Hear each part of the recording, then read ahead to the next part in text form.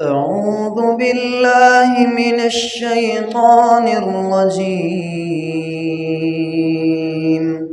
بسم الله الرحمن الرحيم. حمد و ثنا، تعریف، توصیف اور کبریائی رب العالمین کو زیب دیتی ہے۔ درود و سلام سید الانبیاء والمرسلین جناب محمد الرسول اللہ صلی اللہ علیہ وسلم کی ذات پہ اللہم صلی علی محمد وعلی آل محمد کما تحب و ترضی۔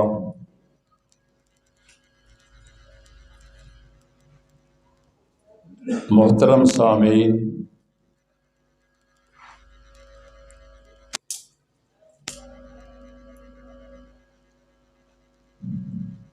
جس دنیا میں ہم رہ رہے ہیں، یاد رکھیے یہ دنیا اور دنیا کی تمام چیزیں عارضی اور ناپائیدار ہیں۔ اس کے مقابلے میں آخرت کی نعمتیں اور آخرت کی سزائیں وہ بھی دائمی اور ابدی اور ہمیشہ کے لیے ہیں۔ اور اس بات کی طرف قرآن مجید کے اندر بے شمار مقامات ہمیں ملیں گے جہاں سے یہ بات ثابت ہوتی ہے کہ کل من علیہا فان وَيَبْقَى وَجْهُ رَبِّكَ ذِي الْجَلَالِ وَالْإِكْرَامِ إِنَّمَا هَذِهِ الْحَيَاةُ الدُّنْيَا لَعِبٌ وَلَهْوٌ هَذِهِ الْحَيَاةُ الدُّنْيَا مَتَاعٌ۔ یہ تمام آیتیں اس بات پر شاہد ہیں کہ دنیا فانی ہے، اور ہم روزانہ اعلانات ہی نہیں سنتے بلکہ ہم نے دیکھا کہ باپ نوجوان بیٹے کو قبر میں اتار رہا ہے، وہ بیوی جو اپنے خاوند کے بغیر چند لمحے بھی گزارا نہیں کر سکتی، اسے بھی خاوند کی جدائی کا صدمہ سہنا پڑتا ہے۔ وہ اولاد جسے والدین لاڈ پیار سے پالتے ہیں، ہم نے دیکھا کہ اس نوجوان بیٹے کی لاش باپ اپنے کندھوں پہ اٹھائے رکھنے پر مجبور ہے۔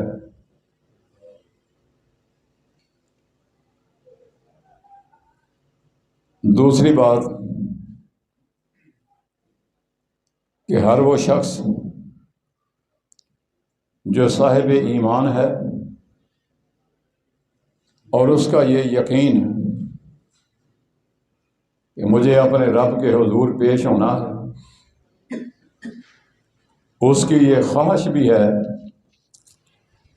کہ جب میں اپنے رب سے ملاقات کروں تو میرا رب میرے بارے میں خیر اور بھلائی کے فیصلے فرمائے۔ اور یہی بات جناب محمد الرسول اللہ نے صلی اللہ علیہ وسلم، اللہ اکبر، ایک دعا کی شکل میں ہمیں سکھلائی کہ اللہم احسن عاقبتنا فی الامور کلہا وَأَجِرْنَا مِنْ خِزْيِ الدُّنْيَا وَعَذَابِ الْآخِرَةِ۔ اے میرے پروردگار، میرے تمام کے تمام معاملات کا انجام بخیر فرما، مطلب کیا کہ میرا اخیر اچھا کرنا، وَأَجِرْنَا مِنْ خِزْيِ الدُّنْيَا وَعَذَابِ الْآخِرَةِ، دنیا کی رسوائی اور آخرت کے عذاب سے مجھے محفوظ رکھنا اور بچا کر رکھنا۔ یہ چیز یا یہ نعمت آخرت کے دن کی کامیابی ہمیں کیسے میسر آئے گی؟ صرف کلمہ پڑھ لینے سے نہیں،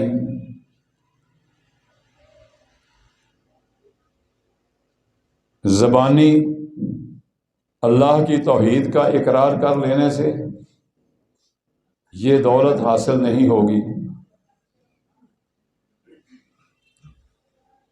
جس طرح ہر کنجی اور چابی کے کچھ دندانے ہوتے ہیں، یہ لا الہ الا اللہ وہ چابی ہے جس کے ذریعے جنت کا دروازہ کھل سکتا ہے، مگر ضروری ہے کہ اس چابی کے دندانے وہ بھی صحیح حالت میں ہوں، کیونکہ کوئی چابی دنیا میں ایسی نہیں جس کے دندانے نہ ہوں۔ یہ لا الہ الا اللہ جو چابی ہے، اس کے دندانے نماز، روزہ، حج اور زکوٰۃ، عبادات اور مختلف معاملات، اگر ان میں کچھ کمی آ گئی تو بھائیوں، رب العالمین کے سامنے ہمیں جواب دینا مشکل ہو جائے گا۔ سورہ نساء کی ایک آیت مبارکہ کا ایک ٹکڑا میں نے آپ کے سامنے رکھا ہے۔ اس سے پہلے اللہ تعالیٰ اہل ایمان کو خطاب کرتے ہوئے فرماتے ہیں، اے ایمان والو، اللہ کی بات مانو، اس کے رسول کی بات مانو، اور تم میں سے جو لوگ اولی الامر ہیں، اس کے کئی معنی مفسرین نے بیان کیے۔ کچھ کہتے ہیں اس سے مراد حکمران ہیں، کچھ کہتے ہیں کہ اہل علم اس سے مراد ہیں۔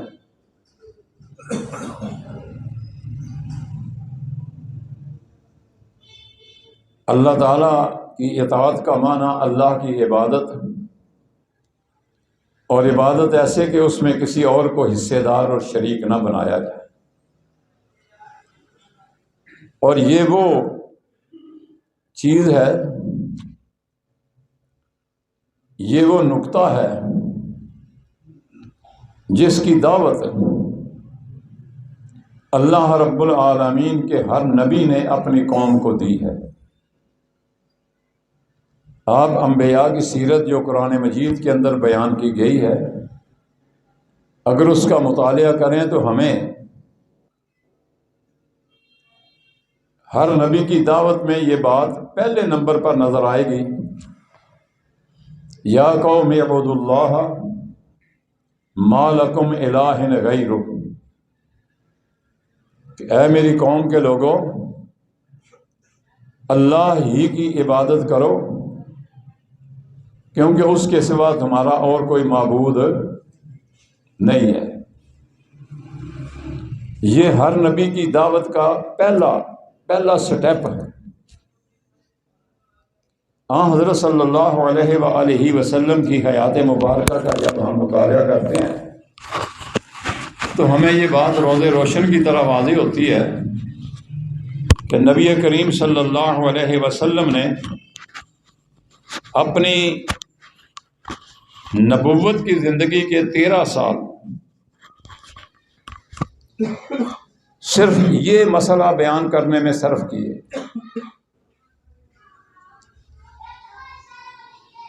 سیدنا نوح علیہ السلام کی سیرت پاک کا مطالعہ کریں تو ہمیں معلوم ہوتا ہے قال نوح رب انی دعوت قومی لیلا ونہارا فلم یزدہم دعائی الا فرارا وانی کلما دعوتہم لتغفر لہم جعلوا اصابعہم فی آذانہم واستغشوا ثیابہم واسروا واستکبروا استکبارا ثم انی دعوتہم جہارا ثم انی اعلنت لہم واسررت لہم اسرارا۔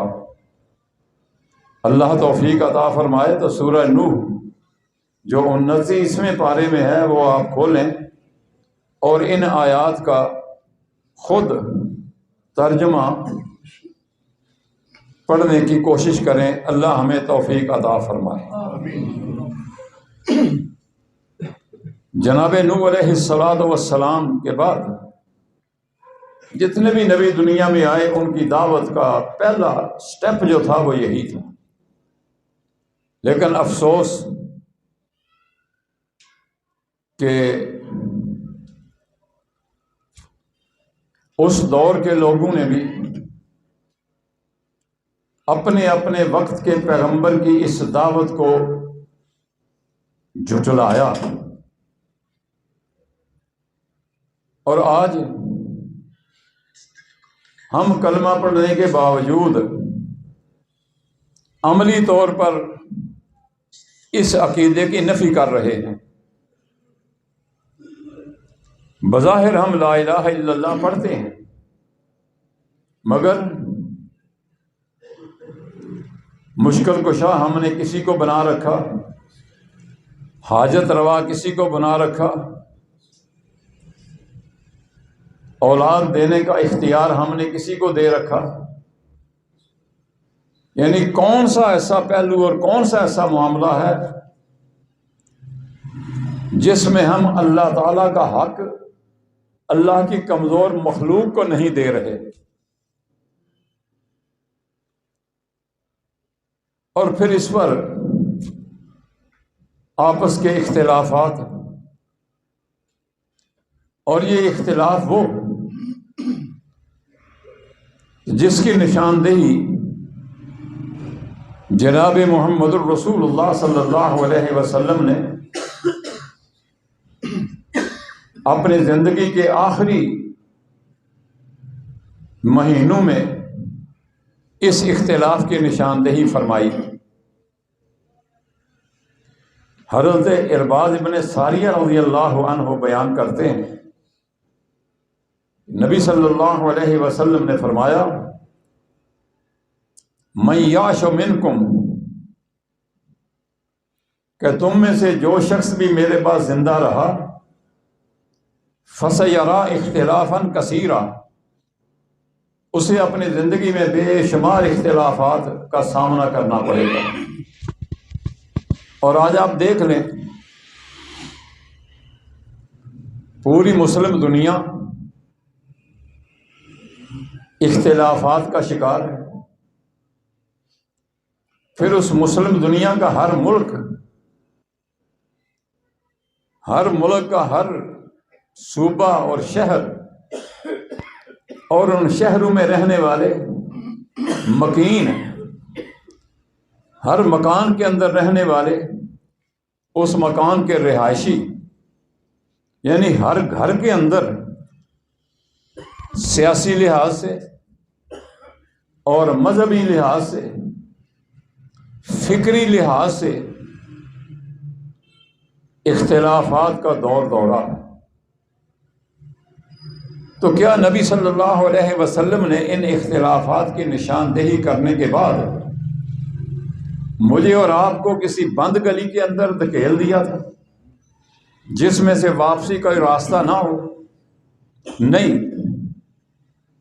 اللہ کے پیارے پیغمبر علیہ السلام تو ہمیں ایسا دین دے کر گئے کہ لیلھا کنہارھا، کہ جس دن کی راتیں بھی دن کی طرح روشن ہیں، اتنا روشن دین رب العالمین کے پیغمبر ہمارے حوالے کر کے گئے، اور یہ امانت خدا بندی ہے اور ہمیں اس بات کا پابند کیا کہ تم اس امانت کی حفاظت بھی کرنا اور اس امانت کے جو حقوق تمہارے ذمے ہیں ان کو بھی ادا کرنے کی کوشش کرنا۔ میری گفتگو کا تیسرا حصہ جو ہے نا وہ یہ ہے کہ ان اختلافات کو حل کرنے کے لیے اللہ کے پیغمبر صلی اللہ علیہ وسلم نے اور اللہ کے رسول علیہ الصلوۃ والسلام نے ہماری کیا رہنمائی فرمائی۔ اور اگر ہم انہی چیزوں کو اپنائیں، وہی علاج اپنا اختیار کریں، تو کوئی وجہ نہیں کہ ہمارے اختلافات کا خاتمہ نہ ہو سکے۔ آپ دیکھیے عرب کا وہ معاشرہ جس میں دنیا کا ہر عیب اور ہر گناہ فخر کر کے کیا جاتا تھا، آج ہم تو گناہ کرتے ہیں نا چھپ کے، وہ سر عام گناہ کرتے اور پھر اس کی تشہیر کیا کرتے اپنی بڑائی بیان کرنے کے لیے۔ اگر وہ معاشرہ اس اصول کو اپنانے سے اس آیت کا مصداق بن سکتا ہے کہ وَاذْكُرُوا نِعْمَتَ اللَّهِ عَلَيْكُمْ إِذْ كُنْتُمْ أَعْدَاءً فَأَلَّفَ بَيْنَ قُلُوبِكُمْ فَأَصْبَحْتُمْ بِنِعْمَتِهِ إِخْوَانًا وَكُنْتُمْ عَلَى شَفَا حُفْرَةٍ مِّنَ النَّارِ فَأَنْقَذَكُم مِّنْهَا، کہ اے پیغمبر کے ساتھیوں، رب العالمین کی وہ نعمت یاد کرو جو اس نے تم پر نازل فرمائی۔ تمہارا ماضی کیا تھا؟ کنتم اعداء، تم تو آپس میں ایک دوسرے کے دشمن تھے، خون کے پیاسے تھے، اور تمہاری وہ دشمنیاں 2-4 سال 10 سال تک نہیں رہتی تھی، بلکہ 200 سال 300 سال تک وہ دشمنیاں چلتی رہتی تھی۔ اور عرب کی تاریخ اس بات پہ شاہد ہے،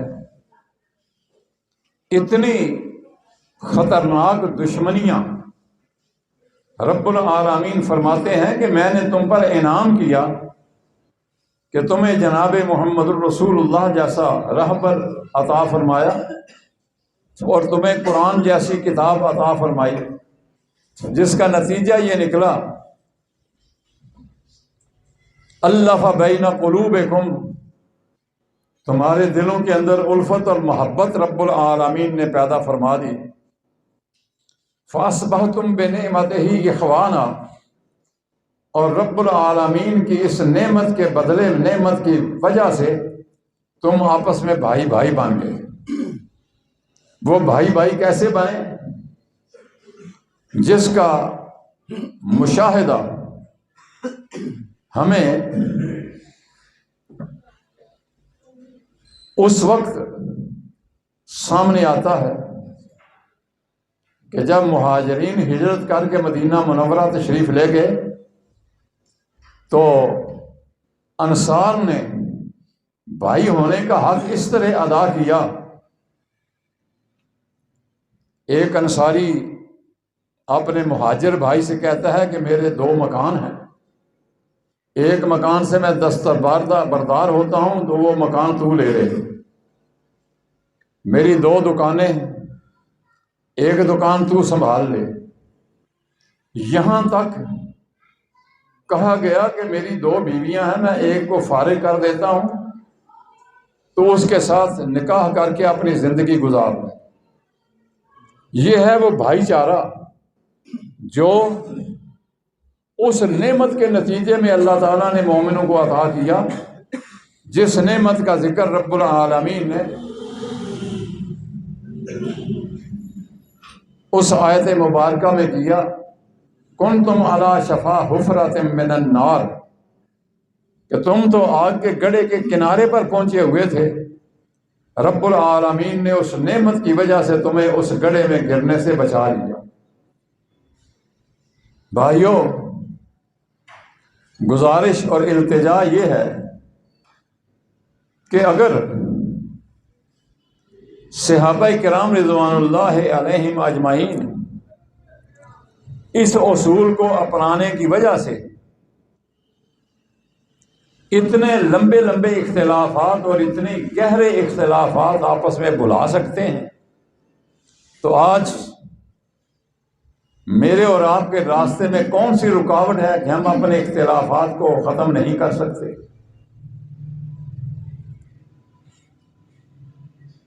شرط کیا ہے کہ جب میرے اور آپ کے سامنے کوئی ایسا مسئلہ پیش ہو جس میں اختلاف، تو اس کا حل یہ ہے کہ وہ مسئلہ اللہ کی کتاب کے سامنے پیش کیا جائے یا اس کا حل رسول اللہ کی سنت اور آپ کی حدیث مبارکہ سے لیا جائے۔ اور صحابہ کے دور میں ایسا ہوا۔ امیر المومنین جناب عمر بن خطاب رضی اللہ تعالی عنہ کا دور خلافت ہے۔ امیر المومنین بحیثیت امیر کے یا قرآن مجید کے الفاظ کے مطابق بحیثیت اولی الامر کے خطبہ دیتے ہوئے اعلان کرتے ہیں کہ لوگوں، آج تمہاری مالی حالت بہت اچھی ہو چکی ہے اور تم شادی اور نکاح کے موقع پر بڑے لمبے لمبے اور بڑے بھاری بھرکم رقم بطور حق مہر کے تم مقرر کرتے ہو۔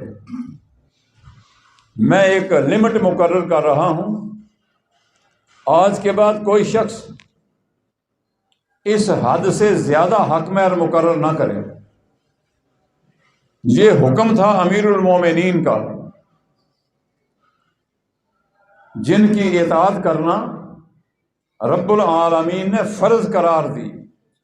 اطیعوا اللہ و اطیعوا الرسول و اولی الامر منکم، آپ نے اعلان کر دیا۔ یہ عورتوں کے مجمع میں سے، پردے میں سے ایک عورت کی آواز آئی کہ اے امیر المومنین، آپ کو یہ اختیار کس نے دیا؟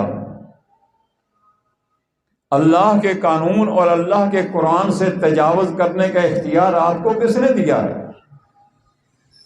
ایؤتین اللہ ویمنعنا عمر،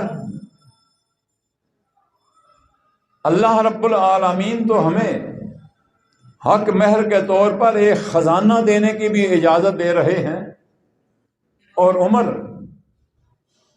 اس سے ہمیں روک رہا ہے۔ یہ بات سنی نا تو اس معاملے کو اپنی انا کا مسئلہ نہیں بنایا۔ آج ہماری بدقسمتی یہ ہے کہ ہم اختلافات کے موقع پر اپنی رائے یا اپنا موقف اسے اپنی انا کا مسئلہ بنا لیتے ہیں کہ میں یہ بات کہہ رہا ہوں، اس کے برخلاف کسی کو حق نہیں کوئی رائے دے سکے۔ جب یہ انا اور میں کا بت ہم نہیں توڑیں گے، اور میں وہ بت ہے جس کے بارے میں کسی نے بڑی پیاری بات کہی ہے کہ میں اس میں نو میں کی کرنا، میں اس میں نو میں کی کرنا، میں کر دی پکڑ کسائیاں، ہیٹ چھری دے ترنا۔ میں کا انجام یہ ہوتا ہے، اور جب تک ہم اپنی یہ میں نہیں مٹائیں گے نا، اس وقت تک ہمارے اختلافات ختم نہیں ہوں گے۔ ہم نے تعصب کا زہر اس قدر اپنے عقیدت مند لوگوں کے اندر بھر دیا ہے کہ ہم اپنے ذہن اور اپنے نظریے کے خلاف کوئی بات سننے کے لیے بھی تیار نہیں ہوتے۔ جبکہ اسلام کی تعلیم نہیں ہے یہ۔ عورتوں کی طرف سے جب یہ آواز آئی نا ایک بی بی کی، تو سیدنا عمر رضی اللہ تعالیٰ عنہ جیسا عظیم رہبر کہنے لگا اخطاء عمر، کہ لوگوں عمر سے خطا ہو گئی ہے، غلطی ہو گئی ہے، اور یہ عورت جو کچھ کہہ رہی ہے یہ صحیح ہے، میں اپنا یہ فیصلہ واپس لیتا ہوں۔ ختم ہو گیا جھگڑا، اختلاف ختم ہو گیا۔ اب آئیے ایک اور بات کی طرف، اور اس کا تعلق جناب محمد الرسول اللہ کے ساتھ ہے۔ جیسا کہ نبی صلی اللہ علیہ وسلم نے فرمایا تھا نا، جس کی طرف میں نے شروع میں اشارہ کیا، کہ اللہ کے پیغمبر نے فرمایا کہ ترکت فیکم امرین لن تضلوا ما تمسکتم بہما، کتاب اللہ و سنتی، کہ میں تمہیں بے یار و مددگار، میں تمہیں بے پیرا یا بے مرشدہ چھوڑ کے نہیں جا رہا۔ آج یہ بھی ہم پر ایک الزام ہے نا کہ یہ بے پیرے لوگ ہیں، بے مرشدے لوگ ہیں، حالانکہ ہمیں تو اللہ تعالیٰ نے وہ مرشد عطا فرمایا کہ بڑے بڑے جلیل الپیغمبر، جلیل القدر پیغمبر بھی جس مرشد کا ایک امتی ہونے کا جو ہے نا اللہ رب العالمین سے اس خواہش کا اظہار کرتے رہے کہ اے اللہ ہمیں یہ نبوت کے مقابلے اگر محمد الرسول اللہ کا امتی ہونے کا شرف حاصل ہو جائے تو ہمارے لیے اس نعمت کا اور کوئی متبادل ہی نہیں ہے۔ جناب رسول اللہ صلی اللہ علیہ وسلم نے فرمایا کہ میں تمہیں دو چیزیں دے کے جا رہا ہوں، اللہ کی کتاب قرآن مجید اور اپنی سنت، اپنی حدیث۔ لن تضلوا ما تمسکتم بہما، اور یہ گارنٹی دے رہا ہوں کہ جب تک ان دونوں چیزوں کے ساتھ اپنا تعلق مضبوطی سے قائم رکھو گے تم کبھی گمراہ نہیں ہو سکو گے۔ کوئی ڈاکو ڈاکہ نہیں مار سکے گا، کوئی چور چوری نہیں کر سکے گا، کوئی فراڈی فراڈ نہیں کر سکے گا، کوئی دھوکے باز تمہیں دھوکہ نہیں دے سکے گا۔ یہ بات رسول اللہ صلی اللہ علیہ وسلم نے بیان فرما دی۔ کیا عملی طور پہ ابھی ہمیں ایسے باتیں نظر آتی ہیں؟ کوئی ایسے معاملات ہمیں نظر آتے ہیں کہ جن معاملات کے اندر امت نے اس اصول کو اپنایا اور ان کے جھگڑے اور اختلافات ختم ہو گئے؟ ہاں، نبی کریم صلی اللہ علیہ وسلم کی حیات مبارکہ تک حضرات صحابہ کا یہ رویہ اور یہ معمول تھا کہ جب بھی ان کے درمیان کوئی اختلاف پیدا ہوا، حضرات صحابہ نے اپنا وہ مسئلہ نبی صلی اللہ علیہ وسلم کے سامنے پیش کر دیا۔ جو فیصلہ رسول اللہ نے فرمایا، صحابہ نے اس فیصلے کو من و عن تسلیم کر دیا، اور جس نے رسول اللہ کے فیصلے کو تسلیم نہیں کیا وہ مومن نہیں بلکہ وہ منافق تھا۔ بڑا مشہور واقعہ آپ نے سنا ہوگا کہ ایک یہودی اور ایک مسلمان کا کسی معاملے میں جھگڑا ہوا، فیصلہ معاملہ رسول اللہ تک پہنچا، نبی علیہ السلام نے ظاہری بیانات سن کر یہودی کے حق میں فیصلہ دے دیا۔ جب وہ دونوں باہر نکلے نا اللہ کے پیغمبر کی عدالت سے، تو وہ جو تھا نا اپنے آپ کو مسلمان کہلانے والا نام نہاد مسلمان، کہنے لگا کہ ٹھیک ہے فیصلہ تو رسول اللہ نے کر دیا ہے، اگر ہم نظر ثانی کے لیے یہ مقدمہ جناب عمر کے پاس لے جائیں تو کیا خیال ہے؟ بھائیو یاد رکھیے نبی صلی اللہ علیہ وسلم کی عدالت وہ سپریم کورٹ ہے، اور سپریم کورٹ کے فیصلے کو ہائی کورٹ کے اندر یا سیشن کے اندر نہیں لایا جا سکتا۔ نبی صلی اللہ علیہ وسلم کی عدالت سپریم کورٹ کا درجہ رکھتی ہے، اور جب سپریم کورٹ سے فیصلہ ہو جائے تو پھر اس سے نچلے درجے والی عدالت میں وہ مقدمہ نہیں لایا جا سکتا۔ کیا حرج ہے؟ عمر بن خطاب سے پوچھ لیا جائے تو کیا حرج ہے؟ آپ کے سامنے دونوں حاضر ہوئے، مسئلہ پیش کیا، جناب عمر نے کہا، وہ مسلمان جو تھا نا، اس نے تو دل کے اندر یہ خیال تھا کہ عمر ان یہودیوں کے بارے میں بڑا سخت رویہ رکھتا ہے، یقیناً فیصلہ میرے حق میں کرے گا۔ نبی کریم صلی اللہ علیہ وسلم کے ساتھی جناب عمر ایسا کرنے، کیونکہ آپ کا لقب تھا فاروق، اور فاروق وہ ہوتا ہے جو بے انصافی نہ کرے۔ وہ یہودی کہنے لگا، اے جناب عمر رضی اللہ عنہ، اگر اجازت ہو تو عرض کروں کہ یہ مقدمہ جو آپ کے سامنے لایا گیا ہے نا، یہ مقدمہ جناب رسول اللہ صلی اللہ علیہ وسلم کے پاس سے فیصلہ ہو کر اس کا آیا ہے۔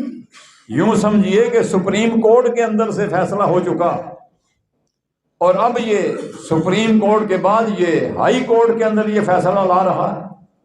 فرمایا اچھا ٹھہرو۔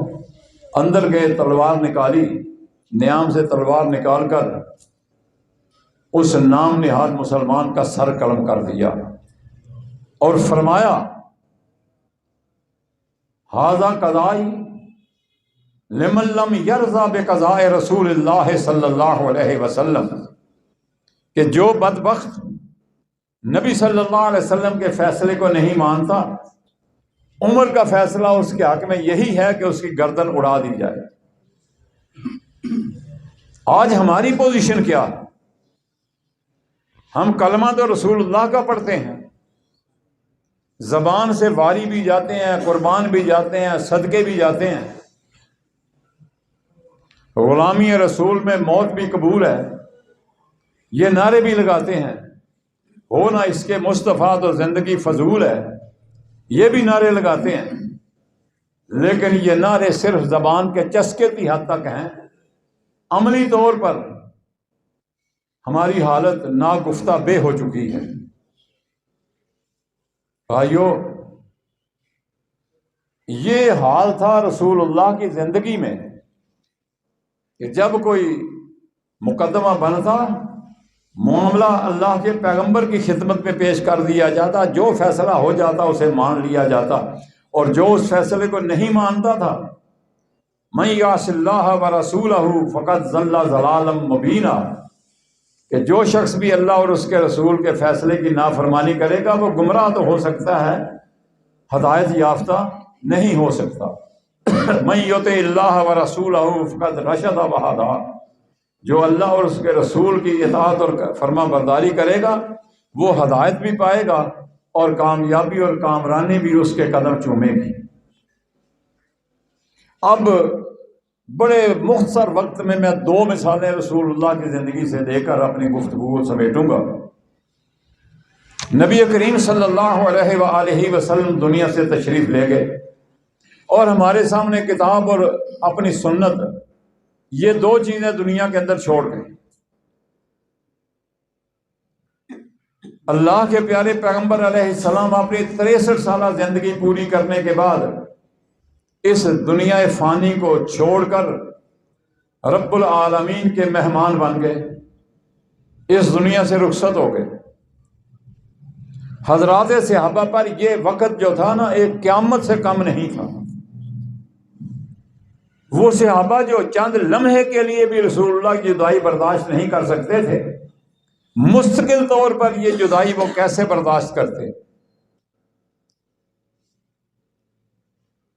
جناب عمر رضی اللہ تعالیٰ عنہ کہنے لگے ما مات رسول اللہ، اللہ کے پیغمبر کا انتقال نہیں ہوا، بلکہ جس طرح حضرت موسیٰ علیہ السلام کو بے ہوشی ہوئی تھی طور پہاڑ پہ جب گئے تھے، اسی طرح نبی صلی اللہ علیہ وسلم کی بھی یہی کیفیت ہے، تھوڑی دیر کے بعد آپ اٹھ کھڑے ہوں۔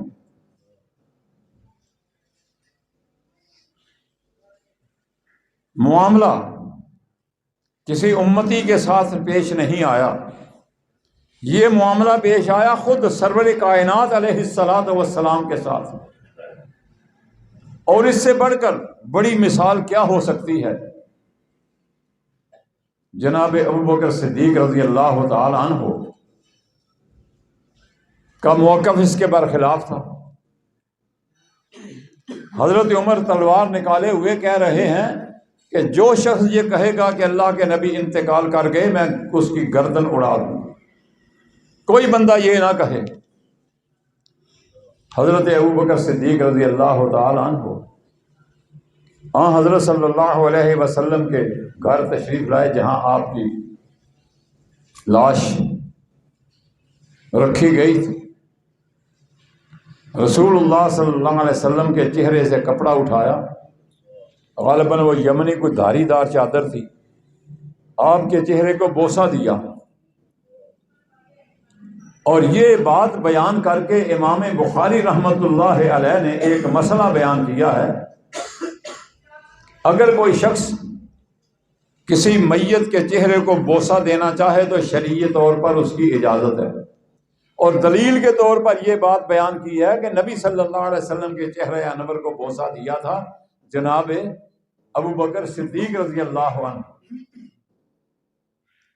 باہر تشریف لے جہاں صحابہ کرام جمع تھے، اور حضرت عمر بار بار یہ کہہ رہے تھے، آپ نے ایک خطبہ ارشاد فرمایا جو کہ خطبہ عمر کے نام سے کتب احادیث کے اندر موجود ہے۔ اللہ کی حمد و ثنا بیان کرنے کے بعد فرمایا، لوگوں میں ایک اعلان کر رہا ہوں، اور وہ اعلان کیا ہے کہ من کان منکم یعبد اللہ فإن اللہ حی لا یموت ومن کان منکم یعبد محمدا فإن محمدا قد مات، کہ تم میں سے جو شخص اللہ کی عبادت کرتا تھا وہ یقین کر لے کہ اللہ زندہ ہے اور قائم رہنے والا ہے، اسے موت نہیں آئے گی، اور جو شخص رسول اللہ کی عبادت کرتا تھا وہ یقین سے یہ بات جان لے کہ جناب محمد صلی اللہ علیہ وسلم پر انتقال آ چکا، آپ فوت ہو چکے، آپ موت کی وادی میں تشریف لے گئے، دنیا کو چھوڑ کر آپ اللہ کے مہمان بن چکے۔ اتنی بات آپ نے کہی، ضرورت تھی کہ اس دعوے کی کوئی دلیل پیش کی جاتی، یہ دعویٰ تھا آپ کا، اور کوئی دعویٰ بھی بغیر دلیل کے ثابت نہیں ہو سکتا۔ میں یہ دعویٰ کرتا ہوں یہ انگوٹھی میری ہے، تو اس کے لیے مجھے کوئی ثبوت دینا پڑے گا، اس کی نشانی، اس کا وزن، مختلف نشانیاں اور مختلف ثبوت۔ جناب ابو بکر نے یہ دعویٰ کیا کہ نبی صلی اللہ علیہ وسلم ایک مخلوق تھے، اور جو بھی مخلوق ہے وہ اس جہان فانی سے کوچ کرنے والی ہے۔ اللہ اکبر۔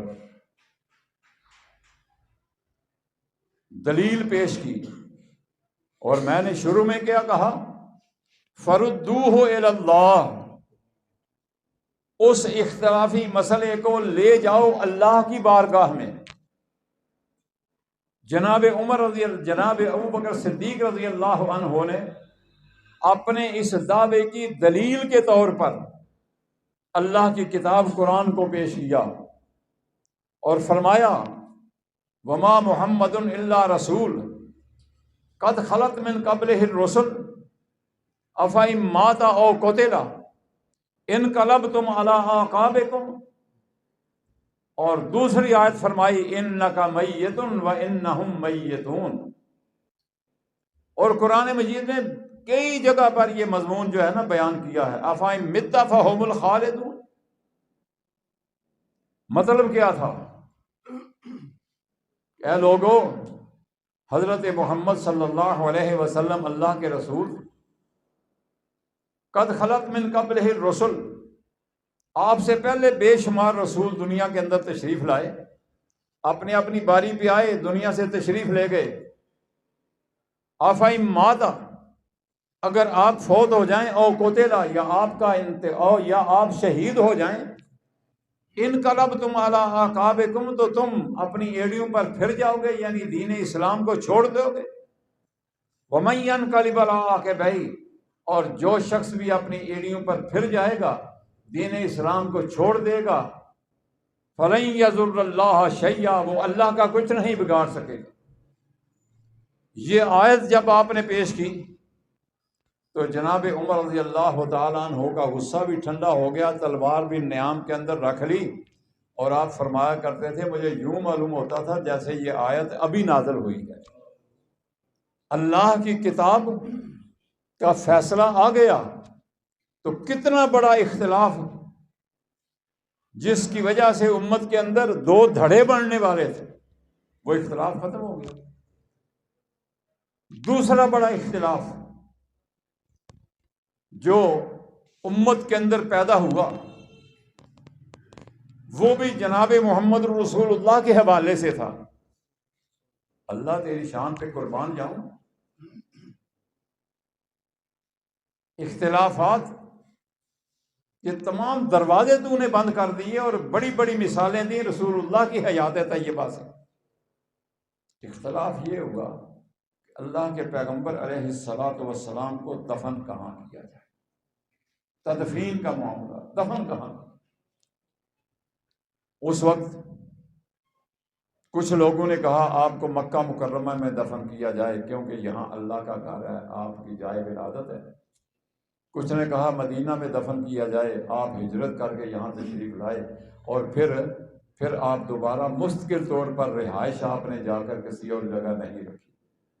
کچھ نے کہا تیسری رائے کہ آپ کو بیت المقدس میں دفن کیا جائے، ہزاروں کی تعداد کے اندر انبیاء وہاں دفن ہے بیت المقدس. آج بدقسمتی کہ وہ بیت المقدس اور مسجد اقصی یہودیوں کے قبضے میں، اور ہم صرف زبانی کلامی دعاؤں پر لگے ہوئے ہیں. اور دعائیں بھی وہ دعائیں تو ہم کرتے ہیں، لیکن اس کے ساتھ ساتھ ہمارے معاملات، چوری ہم کرتے، ڈاکے ہم مارتے، کیا کیا جائے، سود ہم کھاتے ہیں. دنیا کا کون سا گناہ ہے جو ہماری زندگی کے اندر موجود نہیں ہے؟ ایسے حالات میں ہماری دعائیں کیسے قبول ہوں گی؟ نبی صلی اللہ علیہ وسلم نے ایک مثال دے کر ہمیں سمجھایا. ایک بندہ بڑا لمبا سفر کر کے آتا ہے، اس کے کپڑے گرد و غبار سے اٹے ہوئے ہیں، چور ہے سفر کی وجہ سے، لیکن لمبے لمبے ہاتھ کر کے دعا کرتا ہے، یا رب یا رب. اللہ کے پیغمبر نے فرمایا ایک طرف وہ اتنی لمبی دعائیں کر رہا، دوسری طرف اس کی حالت کیا ہے؟ مطعمہ حرام وملبسہ حرام ومشربہ حرام وغذی بالحرام. جو کچھ اس نے کھایا وہ حرام کی کمائی تھا، جو پہنا وہ بھی حرام کی کمائی سے تھا، جو کچھ پیا وہ بھی حرام کی کمائی، غذی بالحرام، اور اس کی ساری غذا بھی حرام کی تھی. اللہ کے پیغمبر فرماتے ہیں ایک طرف اتنی لمبی دعائیں اور دوسری طرف اس کا عملی کردار یہ، انا یستجاب لذالک، ایسے حالات میں اس کی دعا کیسے قبول کی جائے؟ میرے بھائیوں، کیا ہمارے لیے حرم پاک میں دعائیں نہیں کی گئی سال 71 کے اندر؟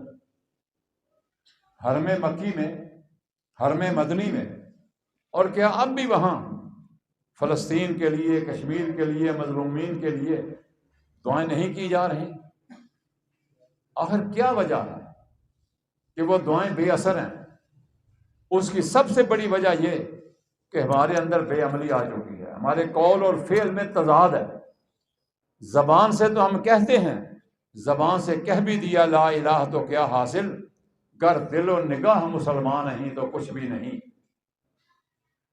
دوسرا اختلاف یہ ہوا کہ آپ کو دفن کہاں کیا جائے، 3 رائے آئیں۔ اس موقع پر پھر جناب ابوبکر صدیق رضی اللہ تعالیٰ عنہ اٹھے اور آپ نے فرمایا جس شخصیت کی تدفین کے بارے میں تم آپس میں جھگڑا کر رہے ہو، میں نے اپنے کانوں سے اسی شخصیت سے سنا تھا کہ اللہ کے پاک پیغمبر نے فرمایا اللہ کا نبی جہاں فوت ہوتا ہے اسے اسی جگہ پر دفن کیا جاتا ہے۔ جب یہ فیصلہ آ گیا تو تمام کے تمام گروہ اور تمام کے تمام صحابہ نے نبی کریم صلی اللہ علیہ وآلہ وسلم کی حدیث کو قبول کرتے ہوئے اس فیصلے کو تسلیم کیا، اور اسی کی روشنی میں آپ کو صرف مدینے میں نہیں بلکہ اسی حجرے میں دفن کیا گیا جہاں اللہ کے پیغمبر صلی اللہ علیہ وسلم کی روح آپ کے جسم مبارک سے رب العالمین کی مہمان بنی تھی۔ تو میرے بھائیوں، اگر کتاب و سنت پر عمل کرنے سے ہمارے یہ بڑے بڑے اختلافات حل ہو سکتے ہیں، تو کیا ہمارے یہ چھوٹے چھوٹے اختلافات جن کی وجہ سے آج امت کو ہم نے کئی ٹکڑوں میں بانٹ رکھا ہے، کیا یہ اختلافات حل نہیں ہو سکتے؟ یقیناً حل ہو سکتے ہیں، لیکن اس کے لیے شرط یہی ہے کہ ہم دل کی گہرائیوں سے اس بات کو تسلیم کریں اور عملی طور پر اسے اپنانے کی کوشش کریں کہ میرا اور آپ کا جو ہے نا یہ جھگڑے کا حل یا اللہ کی کتاب میں ہے یا محمد الرسول اللہ کے فرمان میں ہے۔ اللہ تعالیٰ سے دعا ہے اللہ تعالیٰ مجھے اور آپ کو کتاب و سنت کو سمجھنے اور اس پر عمل کرنے کی توفیق عطا فرمائے۔ اعوذ باللہ من الشیطان الرجیم، بسم اللہ الرحمن الرحیم۔